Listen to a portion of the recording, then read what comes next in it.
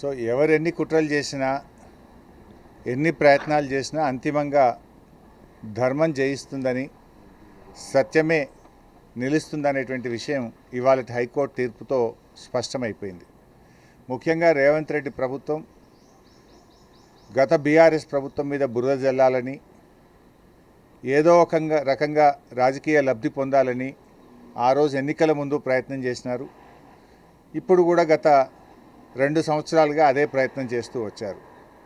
రకరకాల లీకులను పంపుతూ, అక్రమ కేసులు బనాయిస్తూ ఏదో ఒక రకంగా బీఆర్ఎస్ పార్టీపై బురద జల్లే ప్రయత్నం చేసినారు.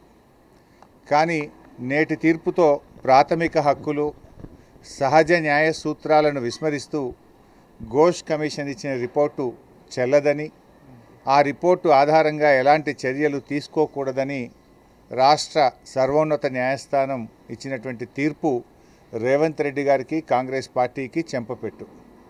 ఇప్పటికైనా రేవంత్ రెడ్డి గారు ఈ చిల్లర రాజకీయాలు మాని ఆ కుంగిన 2 పిల్లర్లను వెంటనే మరమ్మతు చేసి రాష్ట్ర రైతాంగానికి సాగునీరు అందించాలని చెప్పి కోరుతా ఉన్నాం. ఎందుకంటే ఇప్పటికే 2.5 సంవత్సరాల విలువైన సమయాన్ని వృధా చేశారు.